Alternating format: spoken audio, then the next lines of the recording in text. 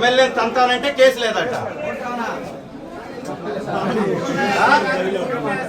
మేము మీరు వచ్చి కాదు సార్, మీరు వచ్చి ఎన్ని రోజులు? ఒక్క నిమిషం ఇట్రాండి సార్, ఒక్క నిమిషం ఇట్రాండి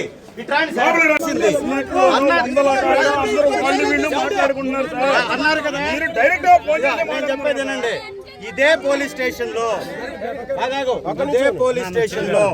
ఒక్క నిమిషం ఆగండి. అంత ఓపిక మాకు లేదు సార్. మాకు ఆడ న్యాయం జరిగిందో ప్రజా కోర్టులో తెలుసుకుంటున్నాం సార్. మేము ప్రజలకు పోనివ్వండి, ప్రజలకు మెసేజ్ పోనివ్వండి. తప్పుడు కేసులు కడుతున్నారు పోలీసు వాళ్ళు అనే మెసేజ్ మరి ఎందుకు కట్టారు? సార్ మండల అధ్యక్షులు తిట్టింది చిన్న పిల్లలు కాదు, పిల్లల మీద కేసులు కట్టకండి. ఈ పిల్లాడి మీద కూడా కట్టకండి, ఇన్ఛార్జ్ మీద కట్టండి, మండల అధ్యక్షుల మీద కట్టండి. ఈ పిల్లల మీద వదిలేయండి సార్. మేము కట్టింది తప్పుడు కేసు అయితే మా పైన పై అధికారులు ఉంటారు, వాళ్ళ పైన కోర్టులు ఉన్నాయి సార్. మనం కోర్టులు గౌరవించాలి. ఒక ఎమ్మెల్యే స్థాయిలో మీరుండి మీరు కోర్టును గౌరవించం, మేము మా కోర్టులకు వెళ్ళే స్తోమత లేదు.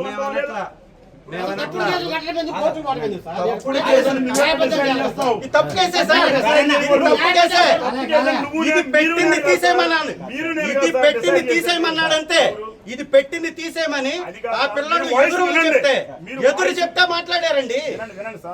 స్టేజ్ల మీద తిట్టారుగా, మీరు వాయిస్ తిట్టారుగా.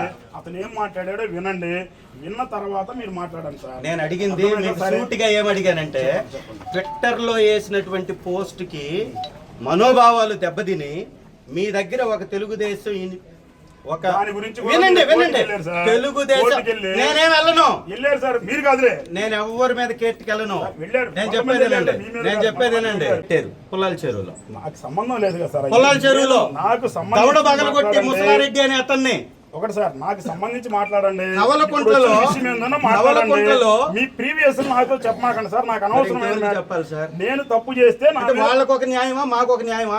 తప్పు చేస్తే వాళ్ళ మీద సార్, వాళ్ళ మీద కేసు ఎందుకు కట్టారు సార్? ఏందంత ప్రేమ వాళ్ళ మీద మీకు? నేను చట్ట ప్రకారం చేస్తాను. చట్టం తిడుతున్నారు కదా, ఎమ్మెల్యేని దూషిస్తున్నారు కదా, దూషిస్తున్నటువంటి విజువల్స్ ఉన్నాయి కదా. సమాధానం చెప్పాను. ఇప్పుడు నేను ఏబిఎన్ దగ్గరికి వెళ్ళాను, నా మీద కేసు కట్టారు. ఏం చేసాం మేము? ఏం చేసాం మేము? ఏం చేసాం సార్? ఏం చేసాం? ఏబిఎన్ నా మీద కేసు కట్టారు కదా. పిటిషన్ వేసుకునే కోర్టు రైట్స్ ఉన్నాయి సార్. వాళ్ళ మీద కూడా కట్టండి, వాళ్ళ మీద కూడా కట్టండి సార్. ఉంటే చేస్తాం సార్. సార్ మీరు వాళ్ళ మీద కేసు కడతామని మాటిస్తేనే ఇక్కడి నుంచి పోతాను సార్. మీరు మాటిస్తేనే అంత గౌరవంగా ఉంటుందా వ్యవహారం? అతన్ని తీసుకొచ్చుకొని నెత్తిన పెట్టుకొని ఎస్కాట్ వెహికల్స్ ఇచ్చి ఇక్కడ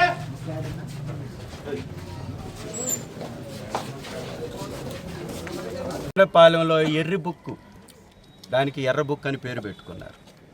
ఈ ఎర్రి బుక్ పరిపాలన ఎక్కువైపోయి ఎర్రి తలలు వేస్తూ ప్రతి ఒక్కరిని మిమ్మల్ని తంతాం, మిమ్మల్ని కొడతాం, మిమ్మల్ని తరుముకుంటాం, ఇక్కడి నుంచి మీ అంతు తేలుస్తామని మాట్లాడుతుంటే మొన్ననే మా వాళ్ళంతా 5 మండలాల నాయకులందరూ కలిసి వచ్చి ఈ పోలీస్ స్టేషన్ వేదికగా కంప్లైంట్ ఇవ్వడం జరిగింది.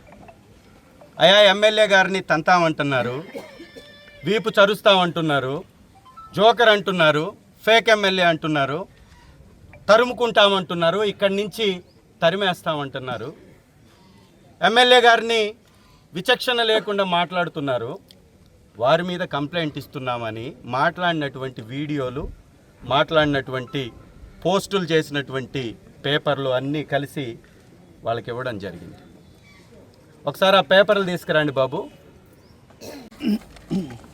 ఇలాంటి పోస్టులు పెట్టిస్తున్నటువంటి ఇన్ఛార్జ్, దిగజారుడు రాజకీయానికి పరాకాష్ట ఈ ఇన్ఛార్జ్, అవినీతి తిమింగళంగా మారినటువంటి ఈ ఇన్ఛార్జ్ యొక్క మానసిక స్థితి ఎలా ఉంది అంటే, తన అవినీతికి అడ్డుపడుతున్నటువంటి ఇక్కడ స్థానిక ఎమ్మెల్యేనైనటువంటి నాపై దూషణలతోటి తనకున్నటువంటి చెంచాలతోటి మాట్లాడించేటటువంటి కార్యక్రమం.